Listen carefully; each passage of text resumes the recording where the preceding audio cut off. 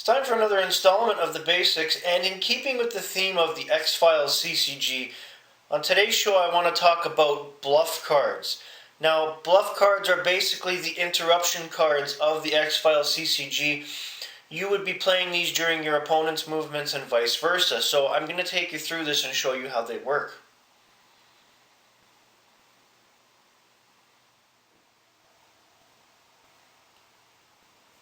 The purpose of bluff cards is for you to stop your opponent during his investigation or vice versa. You would play these cards while he's trying to figure out what your X-file is during one of the phases of his turn, and he would be doing the same to you during one of the phases of your turn, and that would be the investigation phase. Different bluff cards do different things. So for example, Peter Tanaka, play to change the site prerequisite to observation +3. That can be huge if you're closing in on a different prerequisite for that site during the investigation, and all of a sudden your opponent changes it to that. Well, now you have to rethink your strategy and maybe redeploy your agents. Sheriff Daniels, play to change a site prerequisite to subterfuge +3. Here's a good one. You've got a tail. Play after a team investigates a site to destroy one event resource. That's a pain in the ass if you've already completed that site and you're trying to move on to something else or get to the next stage of your investigation. It really throws a wrench into your plans. You even have cards like Section Chief Joseph McGrath. Force one agent of your choice back to the Bureau immediately. The agent may not contribute to any skill checks this turn. So, in this situation, say you're playing this on your opponent. He's just starting to investigate and get close to figuring out something about your X-File card. Bam, you throw this down.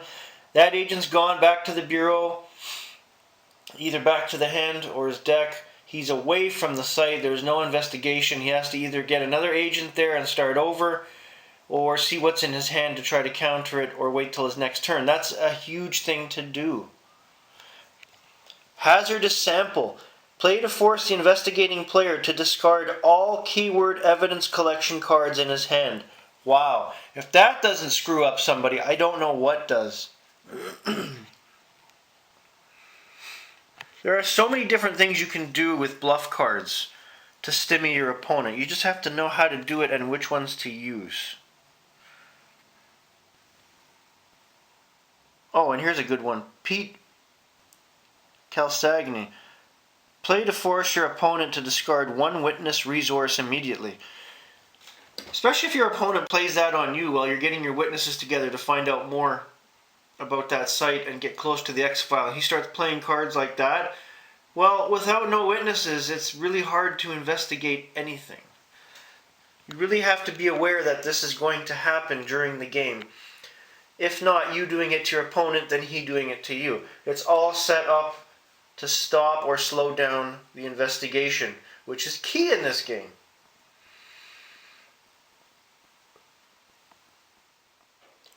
Now, you'll also notice that a lot of the bluff cards, like the Overcoat Man, they have two different courses of action listed on them.